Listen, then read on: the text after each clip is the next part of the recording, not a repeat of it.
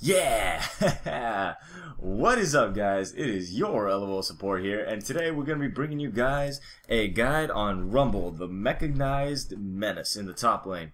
So without further ado, let's get into some of his abilities. His first thing that we want to get into is his passive. Now his passive is a system of basically a resource bar. It's called Heat, and Rumble's abilities have no cost to them, but they use heat. Rumble starts with 0 heat and it caps out at 100 heat. When he overheats, he will not be able to cast any abilities, but he will be able to auto attack, and his auto attacks will receive a damage amplification.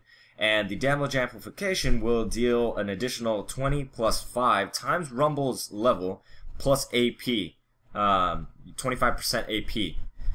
So that's going to be doing a lot of damage on your melees. Okay, so each of your abilities are going to be using 20 heat, and most of your abilities. We'll get into it. I'm pretty sure we'll get into it. Your heat decays at a rate of 10 heat per second, then at a rate of 20 heat per second 2.5 seconds later. So the more you cool down, the more heat reduction that you're going to have. All of Rumble's abilities will generate 20 heat when used. There we go. See, that was good. I'm golden. You enter the danger zone when you're between 50 to 99 heat, and Rumble's basic abilities have temporary enhanced effects, and we'll be going into that. And then the overheat is like I said. So being a good Rumble is going to be able to be managing your heat levels. And now, as you can see, level 1, I like to take Q, and I like to get my heat up to over 50% heat, so that I'm in the danger zone, so that my flame spitter is going to be doing more damage. So right there, I was looking at other lanes. I was looking at bot lane because they're trying to invade right now. So I'm trying to maintain my heat and keep it over 50 heat, while also trying to go in for harass. Right now, as a Rumble, especially with this Gnar, I'm going to value a little bit of harass over I'm going to value harass over anything else right now, because I need to make sure that he knows like this lane is going in my favor. I'm missing a good amount of CS right now. This is going to be my first time playing Rumble in a little bit. Mechanics are still the same, so I need to get his auto attack animations down, and you'll see I get him pretty soon. But anyways, yeah, I've been playing a lot of Maokai Talk because Maokai is amazing. But we're going to go into his Flame Spitter ability. Active, Rumble activates his flamethrower for 3 seconds, dealing magic damage every 0.5 seconds to enemy units in a cone in front of him, half to minions and neutral monsters. Rumble can perform other actions while Flame Spitter is working, meaning you can have Flame Spitter running, you can activate another ability, and you can also activate auto attacks, as you see that I am doing. When in the danger zone, Flame Spitter's damage is increased by 50%. And your magic damage per second is scaling with 20, 25, 45, 55, 20, 25, 45, 65, 85, and 105. There we go. And it scales with 33% AP. So right here, Gnar goes in, and the thing about Gnar is you want to kill him while he's in Mega Gnar form. Mega Gnar form is Gnar's weakness in the top lane. During team fights, it's not necessarily a weakness. Mega Gnar in team fights is fantastic. Mega Gnar in top lane is absolutely booty buns, especially going up against like someone like a Rumble, and just the fact that he relies on going all in and stunning you. So if he doesn't have the necessary damage in the early game, he's not going to be doing a lot to you, you know? So you don't have to really worry about Mega Gnar in the early games, at least if you're playing Rumble and you're following this guy, because this guy's going to be awesome pants for you guys. So, the total magic damage caps out, if they stay in the cone for the whole time, at 75, 135, 195, 255, and 315, and scales 100% with AP if they stay for the full duration. So let's get into his next ability, his Scrap Shield. Active, Rumble pulls up a shield, protecting him from damage for up to 2 seconds. In addition, he gains a quick burst of movement speed for 1 second. The shield strength is 50, 80, 110, 140, and 170, scaling with 40% AP. So this ability is going to protect you a good amount if you're getting stuff like Roa, Ralai's Crystal Scepter, things like that. Something to give you a little bit of tankiness, but also a little bit of AP. The movement speed scales by 5% movement speed each level, going 10, 15, 20, 25, and 30%. When in the danger zone, the scrap shield's effects are increased by 50%. So that means that your shield is going to go up by 50% effectiveness, and same with the movement speed. So in order to get in lane, a good combo when you're basing, you're going to see me use it, is by using your Q and W at the same time. Right here, I pick an inopportune time to base. I thought I had pushed the wave out enough, but I did not. Gnar was able to clear, and since Gnar was able to clear that wave, he will be able to get to my turret before I am able to get there. So right there you see a good combo. You just do Q and W at the same time. You do that twice, and it's going to get you to about, if you do it right after, right when it comes off cooldown, it gets you to about 75 heat. And then from there, you just keep using your scrap shield, and that's going to give you your move speed to get back into lane. So that's a cool little thing for you guys when you're leaving your base. Another thing to note, Flame Spitter or Scrap Shield do not interrupt movement, so you can do these while walking to build your heat. One thing I would not do, however, is I would not do my next ability, which is your Electro Harpoon. I would not use that to gain heat, especially when you're trying to move somewhere fast, because this will interrupt movement. So on first cast, Rumble shoots out a taser that deals magic damage and applies a slow to the first enemy it hits for 3 seconds. A second shot can be fired at no additional cost within the next 3 seconds, even if Rumble's overheating. And the second cast, same effects as the first active. If both tasers hit the same target, the slow duration is refreshed, and its movement speed reduction is doubled. And in the danger zone, Electro Harpoons are, as you guys guessed, increased by 50%. So, Electro Harpoon does a good amount of damage. The slow scales really well. Magic damage goes up by 25 per each level. So you got 45, 70, 95, 120, 145. Scales 40% AP. And if you hit both, the magic damage obviously is going to be doubled because you have you hit them twice. And the slow will also double as well, from 15, 20, 25, 30, and 35%. Again, if you hit both, you're going to hit a max slow percentage of double that. And then enhanced, you get 50% each one. And his ultimate, the Equalizer. This is what makes Rumble awesome. His team fighting is incredible with this. Active, Rumble calls down a line of rockets over 1,000 length area using a click and drag targeting system. If you guys use SmartCast, which you guys will see a few people use SmartCasting, but all you do is you click R in a location, and wherever your mouse is will dictate the start of your ultimate, and you drag it into an area. So if I want to use my ultimate right here, I'd click R and drag this way, and then that's where my ult will go. And then you just let go of R when your cursor is in the direction that you want it to go. So that's going to be a good note. Another thing to note, if you're dueling somebody and you're face to face like this, you want to start your ult a little bit behind you and drag it that way. So you want to be here and drag it this way, so that if you have to retreat a little bit, they are still in your ultimate.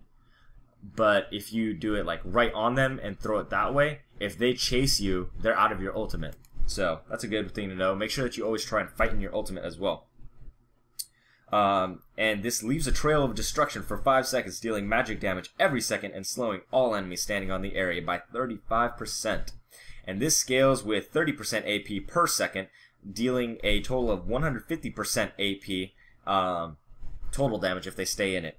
And the total damage is 650, 925, and 1200 damage if they stay in it for the whole time. As you can see right there, he's getting chunked right now. Another thing that is good to use your Equalizer for is if you plan on basing, especially on a cannon minion wave, I love using my Equalizer. Right here, I probably could have gone in, flashed, ignite, whatever, but I'm all down for saving my summoners. For those people who are either new to the game or even medium, I even see a lot of higher up people make this mistake, is be conservative about your summoners. Try and save your summoners as much as possible. because when you start using all your summoners and you're kind of, I don't want to say wasting them, but you could have used them at a better time. Like, so say if in the mid game you're fighting somebody, right? And instead of flashing for a kill, save the flash, because if you get the kill, it's like what, 200 gold, right? Right about there. 300 gold, we'll give it the benefit of the doubt. 300 gold. That compared to saving your flash for like a dragon fight or something like that, where you get an objective out of it, compared to just a kill, you know? So that's always something that I try and advocate to people, is just save your flash as much as possible. And another thing, you saw me right there, you saw a mass amount of pings to, wherever Fizz was going towards, and that was because I wanted to ping my mid laner that I saw the jungler. Watch out. If you guys are looking at the minimap, and this goes for any position, if you're looking at the minimap and you see the enemy jungler, ping where he is, because sometimes people tunnel, some people are doing something in lane to where they can't really focus on the minimap, and you know, that is a little bit of bad map awareness on their part. But at the same time, if you can prevent them from getting a death, that saves you in the long run. You know what I mean? Like, that's skin off, you know, that's skin off your nose that you're saving. So why not save that, you know? So right here, another thing to note, Gnar is relatively low. Not low, but like, he's shoved in. And I felt like he was going really, really aggressive for how he was and where he was in the lane. So because of his early aggression, like here, let me go back and look at that. So 11, let's go to 1050. Okay, 1054, right here. Okay, so right here, Gnar, okay, let's go back a little bit more. Okay, so right here, I noticed Gnar, he's standing awful close, like, so right here, he's kind of giving away, like, I feel like he's giving away a small something. So right here, I have two minions over him, right? And he's auto-attacking my cannon minion. And right here, I know he has Mega Gnar form, but like, okay, so hang on, wait for it. So right here, he goes for that CS, and I take that minion. Now, he knows what happens when he's in Mega Gnar form. He knows that he gets beat up by me. He knows that if he goes in the lane with me as Mega Gnar, he's going to lose. But yet, he's still going like a little bit aggressive. So I kind of felt like Fizz was going to come in for a gank. So you see, I drop a ward. I feel like Fizz was in the top lane. Because, okay, right now, if you look where RE is right now. So she's pushed up here. I'm pushed up here. Gnar showed early signs of aggression. So that tells me that Fizz is probably in the top half of the jungle. So what I did was I pushed up the wave, went down, warded the river right here so that ward helps me and the mid laner.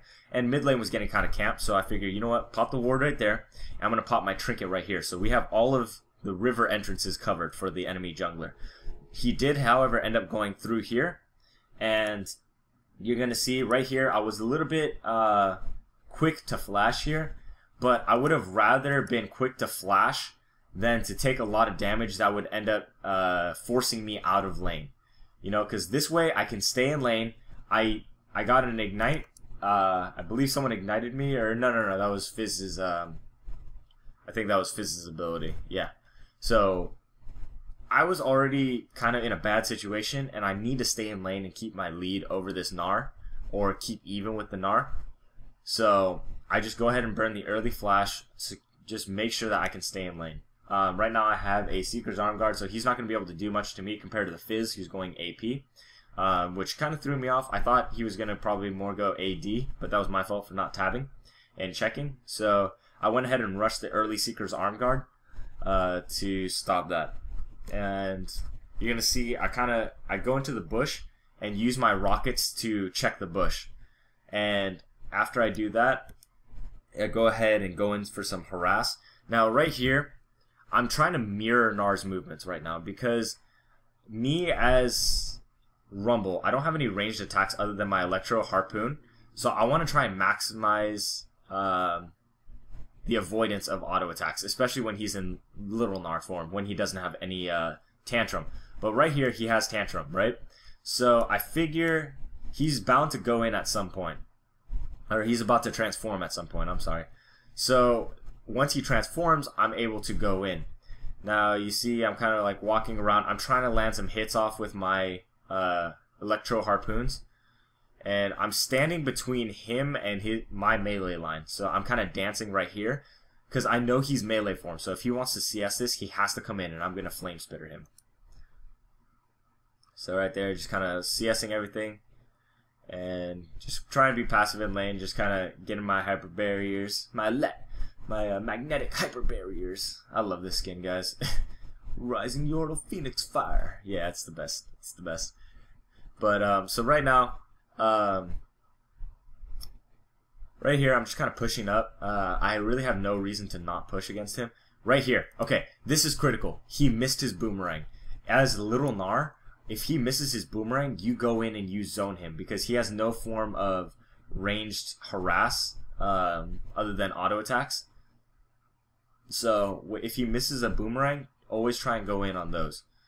So right here, I didn't realize the Mia ping, and this was my fault. So right here, I go in, I start up my Flame Spitter. Now we're going to go over this slow motion. So right here, I notice I'm in trouble. So right here was a good example of I use my ult poorly, and I put it at him compared to at myself, like over myself. He had his Hex Drinker save him right there, but you see my shield, and I'm able to get away here. And at any chance when my Electro Harpoon is up, when he's taking all this damage and I'm right here, that's when you want to start throwing out your Electro Harpoons because it slows him, so it's harder for him to get away from all the minion damage that he's taking. So right here, I go back in, throw another torpedo, throw another electromagnetic rocket, and we were able to hit twice on him, and he's going to take double the slows, and we were able to make it out alive thanks to the fact that we built armor.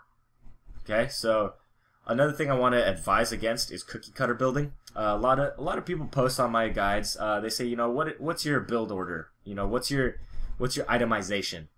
And like, that's cool. I mean, I'm fine with telling you guys how I typically build, but how I typically build is not always going to be like.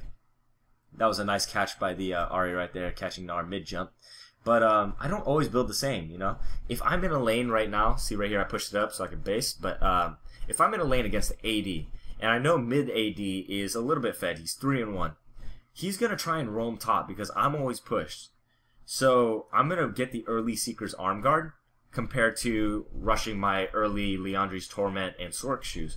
So right here, I choose to get the Sork Shoes instead of the Liandry's right now because I want the extra move speed and extra penetration. Because I noticed that Gnar built Hex Drinker and he also built Merc Treads. So he's going to have a little bit of magic resist. So it didn't matter whether I built the boots or whether I built the Haunting guys because both would offer a little bit of magic pen. But I like the speed that the boots are giving me, especially to catch up to the Gnar. Especially when he's all excited and hit someone 3 times and jazz and things like that. So right here, I see quite the minion wave building up for me, so I'm not going to go ahead and fight him. I'm just going to go ahead and pop my shield so that by the time the minion wave gets to me under turret, I will have another shield and I can just freeze right here. I'm going to use my Flame Spitter to thin out the minion wave, because if you don't thin out the minion wave, it's going to push too hard into your rocket, or into your turret. He said rocket, sorry.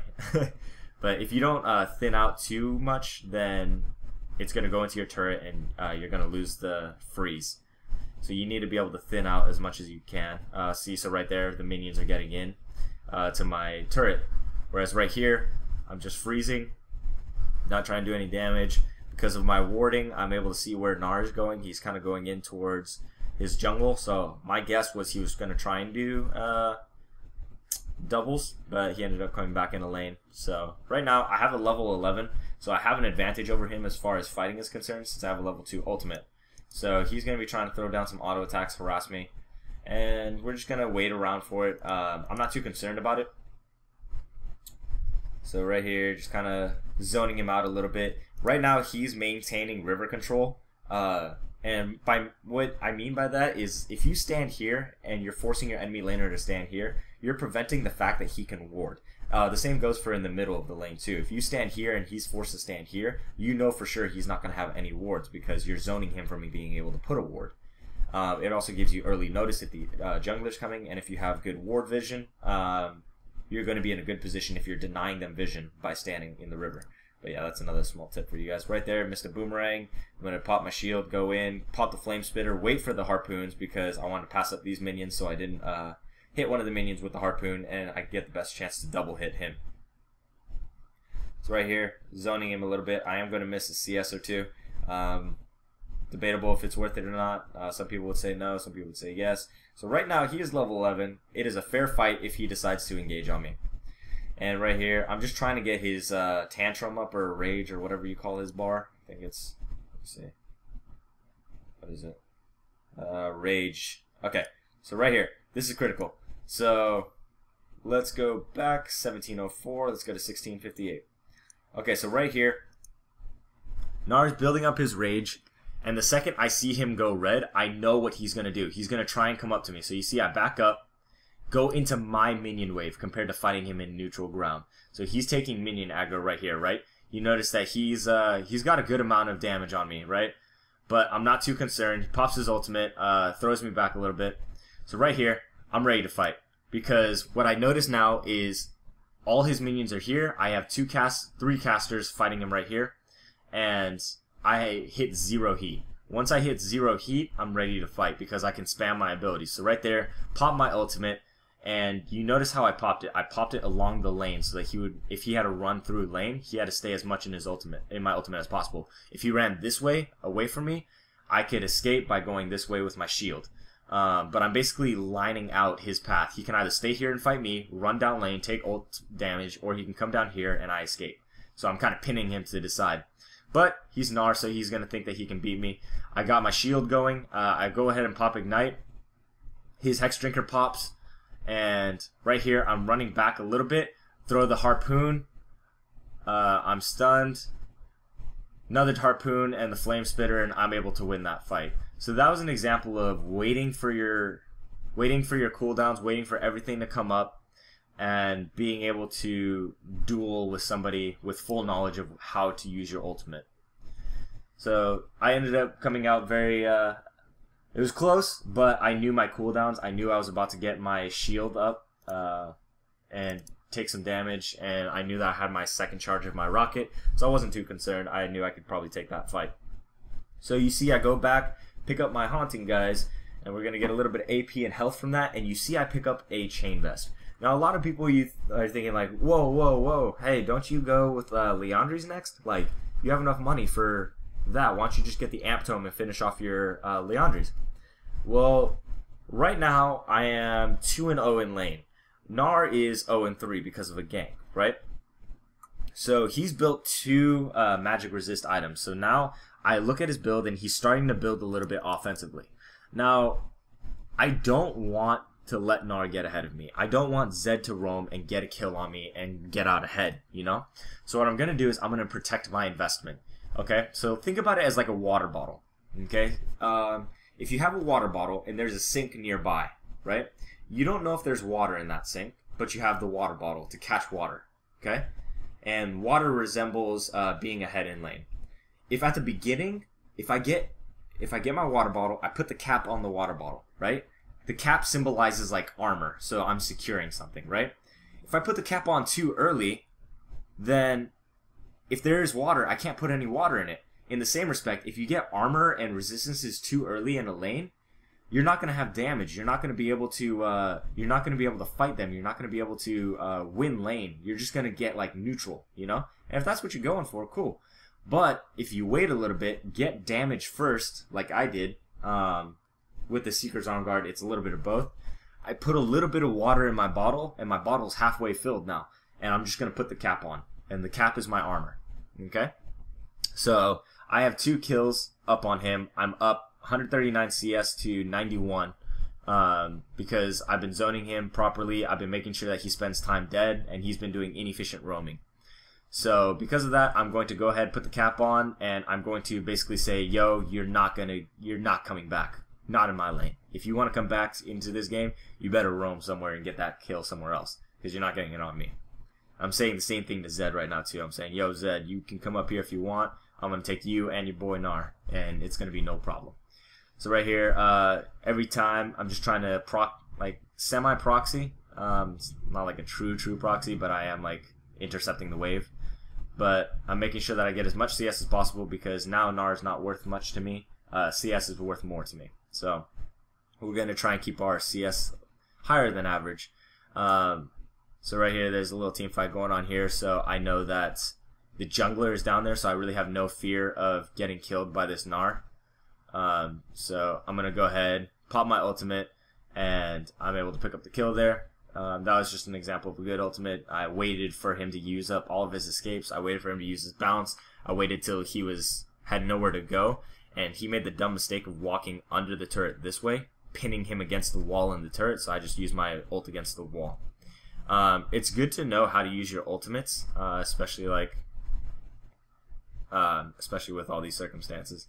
So right here, Fizz is trying to chase me. I make sure I get off my second rocket before I flash, because I want him to be slowed for as long as possible. So I'm going to come down here, and I have the river warded up, so I know if Fizz is going to keep chasing me or not. So I ping that I'm good, but Fizz might be coming to you guys, pinging to people in the mid lane, in chat and stuff like that. Another thing, if you guys can stay away from chat as much as possible. You don't need chat. Like, you don't need to chat your team. You don't need to chat in all chat. Like, until it gets to late game and you're having to come up with strategies because it's a stalemate or something like that. Like, that's when you can use some chat, but communicate with pings for a majority of the time.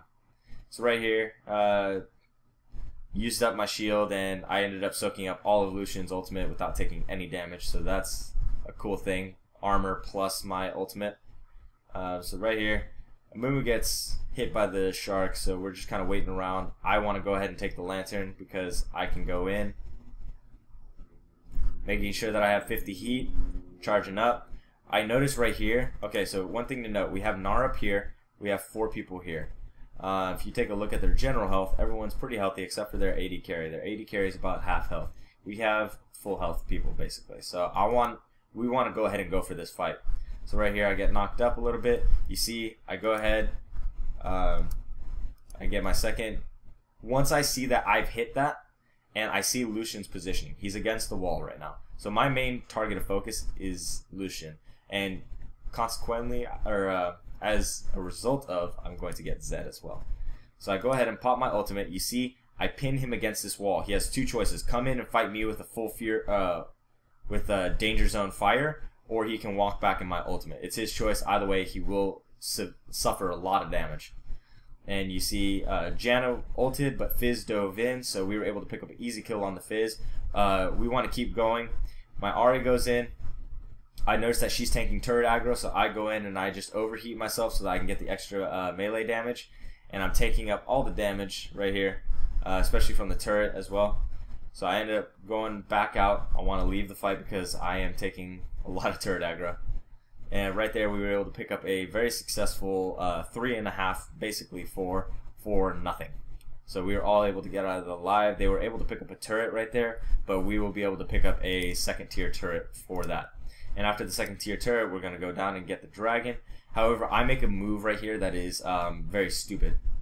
So right here, I'm already low, and had Sivir and Thresh, or Sivir and Amumu stayed with me to clear this wave, it would have been better. But since everyone already committed to the dragon, I should have left this wave. Because typically, if you guys take a turret like that, you want to push one more wave to deny the CS and push it to this turret, right? However, since I went in alone, I'm going against Lucian and Gnar, and I'm chunked. So this is a bad mistake by me. So, whoa. But yeah, that was a mistake by me, and because of my mistake, my team ended up leaving the dragon. So that was definitely not worth it. Right there, I do get shut down, and like I said, it was a poor decision on my part that costed my team a good objective, like a valuable dragon. So that was completely my fault, and yeah, you gotta own up to some of your mistakes, you know what I mean? Like, that was definitely a mistake on my part, and I wish that I would have done differently. But, hindsight 2020, I guess, you know? So, they're going to be able to pick up the dragon. I pick up my Leandries, and I go ahead and pick up the Warden's Mail as well, because I noticed that Gnar and Lucian, Lucian's doing meh. He's not doing that great. Fizz is carrying right now. Zed is doing some damage as well. Other than that, their team isn't doing that great. Their Fizz is kind of taking. I mean, I don't want to say taking a lot of the kills, but he is doing a lot of last hitting. Like, let's say he's probably really good at CSing. But right here, we're pushing up the turret. I see Zed in the bot lane, and I know that Fizz is dead right now, so I go ahead and use my ultimate to farm the cannon minion wave, so I can make sure I get all of the CS. And Lucian does end up coming in, and I try and run away from these guys. And we're going to see if I can make it right here. So I knew I was kind of screwed. So what I did was I tried to turn it on Janna, and I forced her ultimate out. So right here, I get knocked up by her. Probably a better move would have been just to turn on the Gnar and just kill him. Because Gnar is pretty weak right now. I mean, him and Janna are basically the same person. So I'm just trying to turn it as much as possible, get as many kills out of it as I can. However, Fizz is coming in. I end up popping the rockets, seeing if I can maybe like bait out something. Fizz ended up taking the next rocket, which may have killed her. So good guy Fizz right there. But I ended up overextending with my lack of wardage, and that ended up costing me another kill, or another death. So don't overextend if you don't have wards to do so. That's my biggest tip for you guys. If you're pushing, you see I have 2 wards in my inventory. I should have put them down. But I didn't. I got greedy for farm, and I paid the price. So we're going to keep going here. Some typical things I like to build on Rumble. Roa is a good build if you're not having a heavy AD comp like they have. Roa is a good option. Another thing you could build, I've found this kind of interesting. Raleig's Crystal Scepter is great on Rumble. It has health.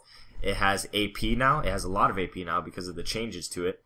But what is particularly cool about it is if you get Raleig's Crystal Scepter in combination with your Danger Zone Electro Harpoons, what happens is your slow is damn near a threshold. Like, if you hit them with that, they're just massively slowed. And especially if you hit the same target twice, I mean, you already get a 70% slow off of it, right? So 70% slow on top of like the Raleig's Crystal Scepter slow. It's incredible. You can also feel free to go ahead and get some heavy damage with the Zonya's Hourglass, which you see that I'm doing right now. I'm sitting on the Seekers. I'm going to try and finish up my Randuins first so that I can pick up the extra tankiness for my team, because I noticed that as a team, we're not doing like amazing, but we're not doing bad at all, you know? So I noticed that Amumu is starting to tank up a little bit. He's built more of the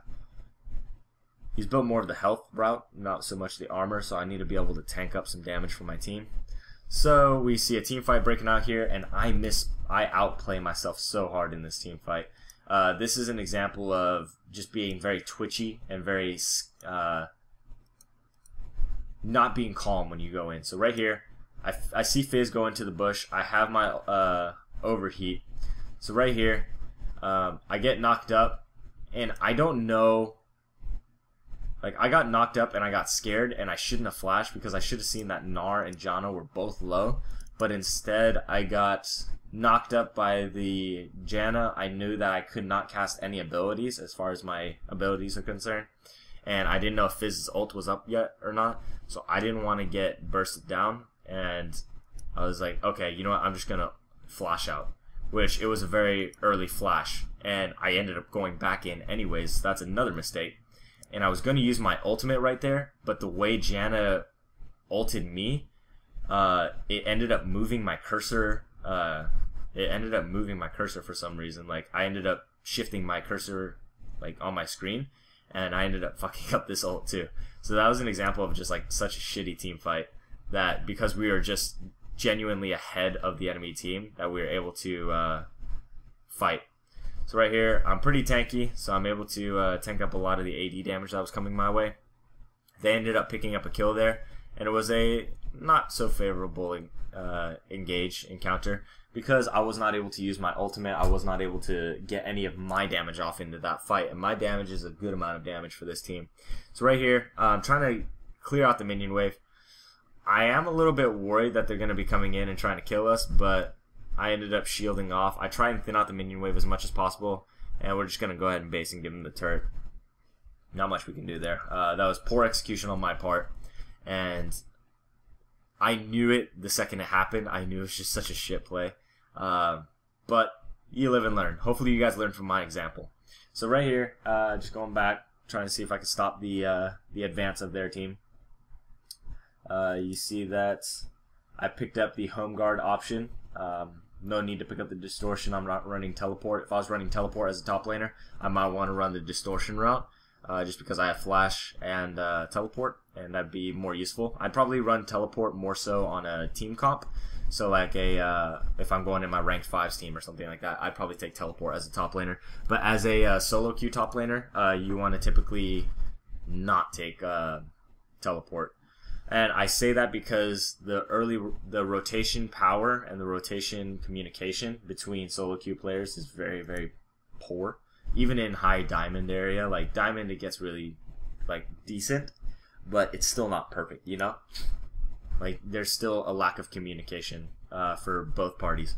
So I choose to take Ignite, just win lane. You know, if you win lane, it should technically transfer once you start roaming. If you win lane early on, you want to make sure that you start roaming quicker. You want to take the turret and end laning phase, because the more you stay in laning phase when you're ahead, and especially if they have no kills, you're just prolonging their chance of catching up by having ganks. So if you're ahead and you're staying ahead, just go ahead and take the turret and roam to mid lane and see if you can help out your team.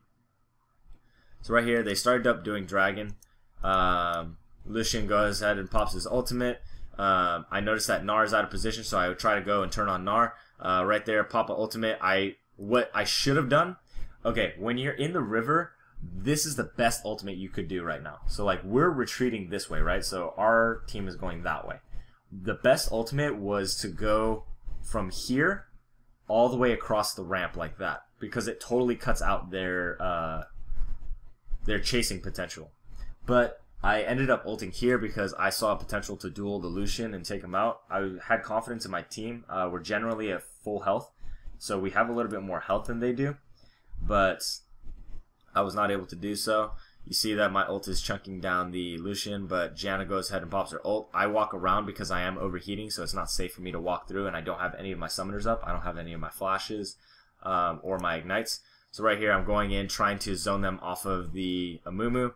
However, I noticed that he's just going to die to a red buff. So I go ahead, walk around, see if I can catch off the Zed if he tried to leave, but Ahri ended up picking up the kill. So I'm kind of out of position in a lot of this fight, so I could have done a little bit better there. Just some self-evaluation. But yeah, best places to ult with Rumble on this would have been across here. I'm going to go over some good ulting areas too. If you're fighting alongside Dragon Pit, depending on where the team is, you want to typically try and ult along walls or ult off escapes. So like if you know that they're not running this way and they're running up this way, what you want to do is you want to start your ult here, and you want to do it at an angle like that, so that it kind of traps them in. So if they were running that way, I would have tried to ult like that. If they were running this way, I would try and ult from like right here down to the wall. So you want to make it so that they have to cross your ult at some point. This way, they have to cross my ult to get to the other side. If I ult here, they have to cross my ult to get to this tri-brush. Same thing with here. If I ult along this wall, like that, and we're hugging the wall to fight, they have to cross my ult and they have to fight in my ult. Same thing with right here. From here to here, or here to here, take your pick. Or you could even do from here to here. So you can take your pick. It all depends on how they're running, but typically you want to have your ult connect to a wall and be in the direction that you're running. So again, right here, if they're running through there, you want to have it from here to here. It's like against that wall as much as possible. You just kind of have to gauge where they're running. So those are some good ult spots. If you guys want some more, definitely just post a comment in the comment section. Just say like, oh, if we're doing a Baron fight, where should I ult, depending on my team. And just give me the positions of your team, and I can tell you probably the best ult. And you guys can probably figure it out. If you're in this community, you're probably pretty damn smart. So right here, Fizz is trying to do some fancy footwork on me. I say no sir, Bob, and we're able to get out of that. Lucian's trying to get some kills here. I see that Ari is coming back in, so I go back in to engage. She lands a nice charm onto the Lucian. Ends up getting the ignite, and nice. So she ends up picking up the kill there. Zed goes down, throws the death mark. She was not able to click on the lantern because they were standing on top of it. And we're just going to go ahead and stand here. I have to base. There's not much I can do. If Zed comes down on me, or Fizz comes down on me, I'm done. So go ahead and base, pick up my home guards, and then use my QW combo to get back in the lane quicker. See, I finished off my Randuin's Omen, so I got the extra tankiness, the extra armor.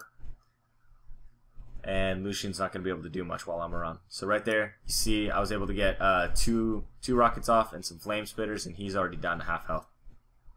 Right here, Janna's out of position, so we go ahead and say like, yo, catch Janna out, catch Janna out. And this ends up, I end up dodging a fizzle, and that is down for the next fight. I am chunked to 50% health, so I am going to go ahead and, I think I base here, I'm not sure. I might clear this minion wave first and then base. Yeah, I do end up clearing the wave. So I'm half health, and there's really no point in me staying. I know that the waves are gonna reset because we ended up clearing that wave. So unless he proxies, the minion wave would have reset to here.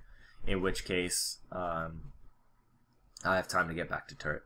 So right here, another thing that you guys should do, if you're planning to rotate as a top laner or a bot laner, you want to shove your lanes out to about right here for top lane and right here for mid lane or bot lane, so that the minion wave starts piling up for them. And when the minion wave starts clumping up more and more for them, and you get waves like this, that's what you want. So right here, I have one more minion wave till I have to go top lane to clear it. Because you see, right here, that's going to bunch up. I'm going to have another minion wave spawn before that one is able to break through this one. So it should freeze it right about here at the turret. So you see that I'm going to base so that I can go ahead and pick up that minion wave. But they stopped my base, sons of bitches. So I'm telling my team, yo, somebody get that farm. Like, that is a perfect wave. I've done work. So right here, I go ahead and ping, tell them I'm on my way, and I'm going to be able to pick up all that just to justify them. So yeah, that's another thing.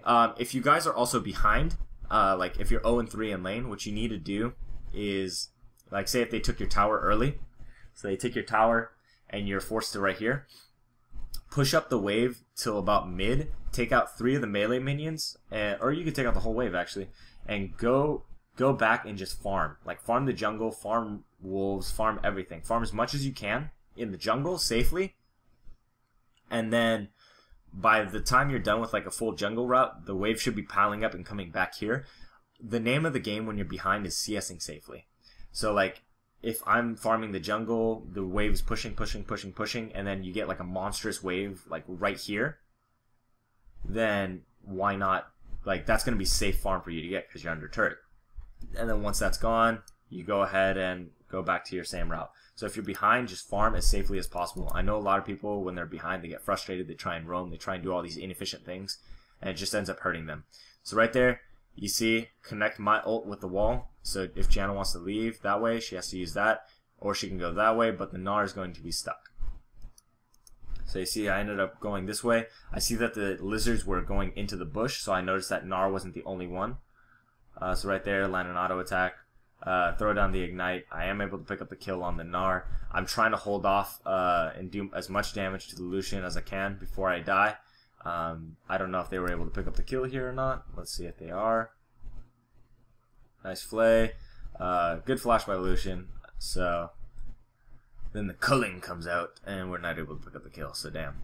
So you see, the minion wave is starting to push towards them now. So I have freedom to roam until that wave turns purple, basically, and it starts pushing this way. So you see that that wave is going to push up because they were able to proxy one of the waves. So I'm going to have freedom to roam to mid lane. And for you junglers out there, please cover lanes if there's a roam happening and it's an effective roam. So let's take a look at my items. Go ahead and pick up the needlessly large rod, and that's going to be turning into my Zhonya's class. So we're gonna be able to keep time by hours on the map now. So you see, I pick up the QW combos, try and speed up, and a good shield and the amount of armor that I'm building in Lucian's ult. His ult won't break through my shield, so that's a good thing to note. Right there, putting down a lane ward so that I can see their rotations. I can see if they go into the jungle this way or go into the jungle that way. It's just good to have. Lane wards are pretty nice. Right here, Janna's a little bit out of position and she's going really aggressive, so I was led to believe that maybe someone was on the rafters. So I kind of go ahead and back off. I don't plan on fighting her at all. Some good tips is Rumble. Don't be afraid to go in, you know what I mean? Like, if you overheat, you're already doing a shit ton of damage with your auto attacks. And if you're in danger zone, you're going to be doing a lot of damage anyways. So if you build tanky, like I am right now, you're going to be able to go into the fight and F stuff up, if you catch my drift. So right there, just trying to shove out this minion wave as much as possible without overheating. That's the key, without overheating. So right here, same ultimate, different time. Fizz is going, Fizz is going, Fizz is going. I go ahead. Amumu is able to pick up the kill there. And once you have the lanes pushed like this and there's no objectives to be had like Dragon, you see right there I'm trying to body block most of Lucian's ult so we have minions so that we can tank this turret, take this turret out. But right now they're doing a good amount of damage to us. Zed lands some good skill shots on me, but Ahri landed a nice charm and Thresh was able to get a hook into a box and we were able to pick up the kill there. Right there, Ahri lands another good charm and the Zed is forced to back out. And we're gonna be able to pick up the inhibitor. So at this point, the best thing to do, good charm again, and they're able to pick up another kill. The best thing to do would be to shove out bot lane and try and get this turret while also going for dragon as well. So right there, what I'm doing is I'm trying to help out the push in bot lane by proxying some of the minions so that they fight the mid lane minions as bot lane minions. So you see this minion wave has like 2 caster, 3 casters. Right? There are 2 casters and a melee. Whereas this lane, after all that fighting, they're going to have a caster and a melee come late. So, see right here, we have 4 people here, and we're trying to get this dragon. We get a nice ultimate down by Sivir. We're going to slow this down to 0.25. I'm going to be landing some good rockets onto the Fizz. Ahri goes ahead and pops the Zhonya's Hourglass as she is kind of low, and we're able to come in and back her up as a team.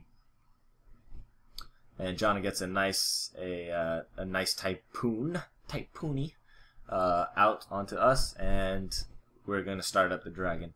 Now you see, we're able to pick up Gnar on our radar with the ward that we have down, and I'm gonna kind of just stand by and zone them out as much as possible.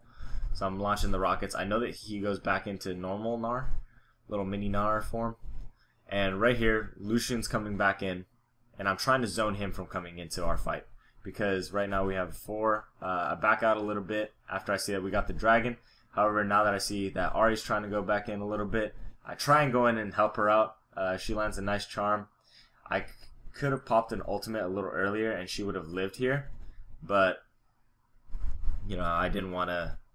That's an example of don't be afraid to just get a kill. Like, I would have felt bad if I took that kill, but at the same time, he would also be alive if I had picked that up. So right there, Gnar commits to a fight that he can't win. So I end up just doing as much damage as I can, flashing out and saving myself, because me dead is no use to them.